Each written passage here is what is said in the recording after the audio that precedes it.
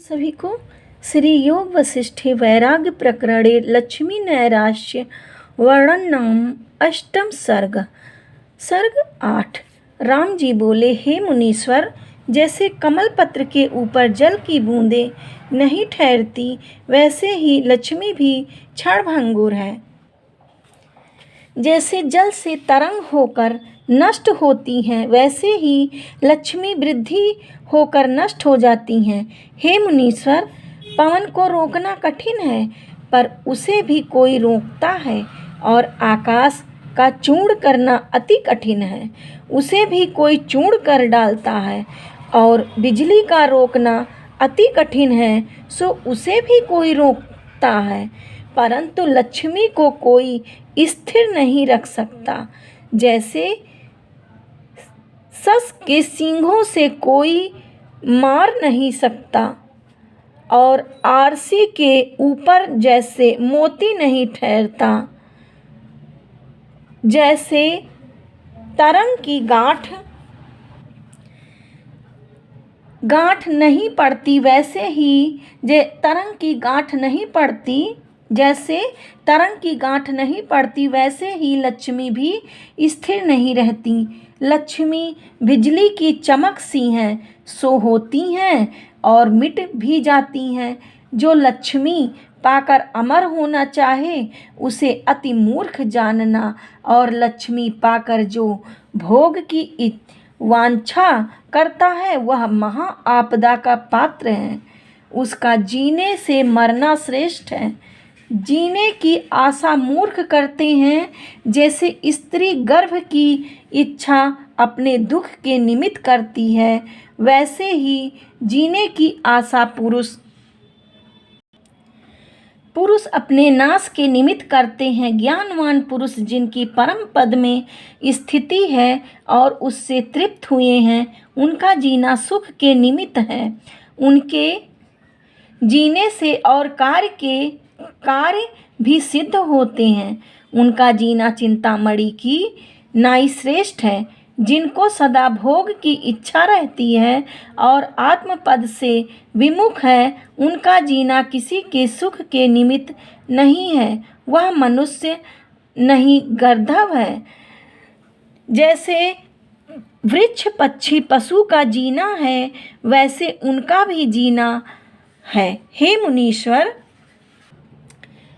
जो पुरुष शास्त्र पढ़ता है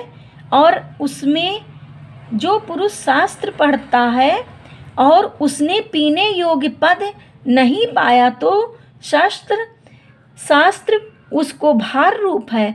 जैसे और भार होता है, वैसे ही पढ़ने का भी भार है, और जो पढ़कर विवाद करते हैं और उसके सार को नहीं ग्रहण करते, वह भी भार है। हे मुनीश्वर, यह मन आकाश रूप है। जो मन में शांति न आई, तो मन भी उसको भार है, और जो मनुष्य शरीर को पाकर उसका अभिमान नहीं त्यागता, तो यह शरीर पाना भी उसका निष्फल है।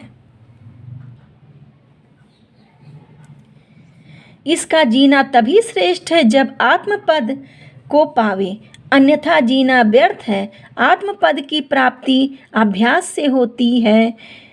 जैसे जल पृथ्वी खोदने से निकलता है, वैसे ही आत्मपद की प्राप्ति भी अभ्यास से होती है।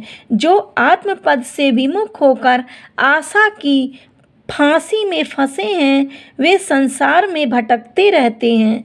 हे मुनीश्वर, जैसे सागर में तरंग अनेक उत्पन्न होकर नष्ट हो जाते हैं, वैसे ही यह लक्ष्मी भी क्षणभंगुर है। इसको पाकर जो अभिमान करता है, सो मूर्ख है। जैसे बिल्ली चूहे को पकड़ने के लिए पड़ी रहती है, वैसे ही लक्ष्मी उनको नरक में डालने के लिए घर में पड़ी रहती है। वैसे ही लक्ष्मी उनको नरक में डालने के लिए घर में पड़ी रहती है।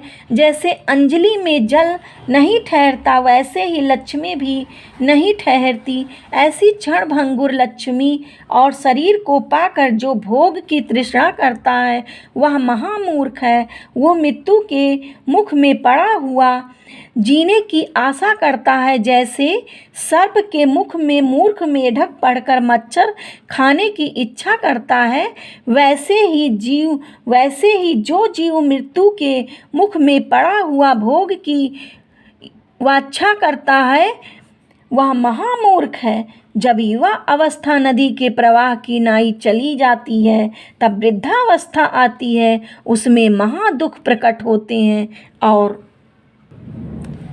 शरीर जर्जर हो जाता है और मरता है। निदान एक क्षण भी मृत्यु इसको नहीं विसारती। जैसे कामी पुरुष को सुंदर स्त्री मिलती है तो उसके देखने का त्याग नहीं करता, वैसे ही मृत्यु मनुष्य के देखे बिना नहीं रहती। हे मुनीश्वर, मूर्ख पुरुष का जीना दुख के निमित्त है। जैसे वृद्ध मनुष्य का जीना दुख का कारण है, वैसे ही अज्ञानी का जीना दुख का कारण है। उसके बहुत जीने से मरना श्रेष्ठ है। जिस पुरुष ने मनुष्य शरीर पाकर आत्मपद पाने का यत्न नहीं किया, उसने अपना आप नाश किया और वह आत्महत्यारा है।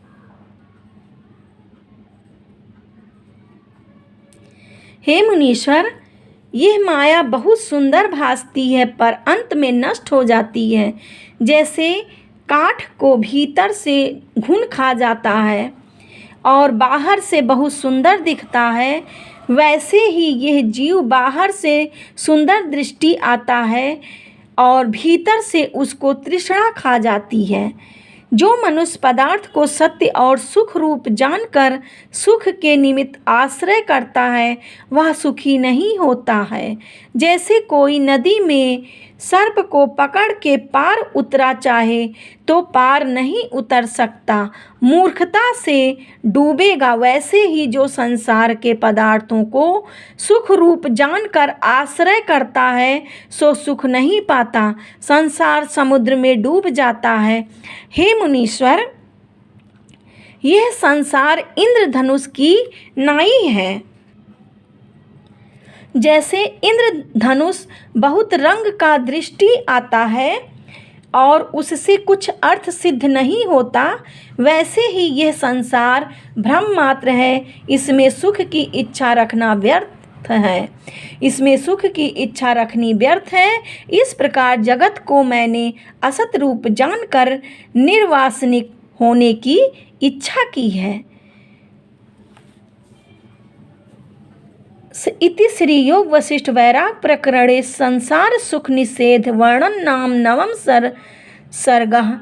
ये अगले वीडियो में, तब तक के लिए हरिओम सभी को।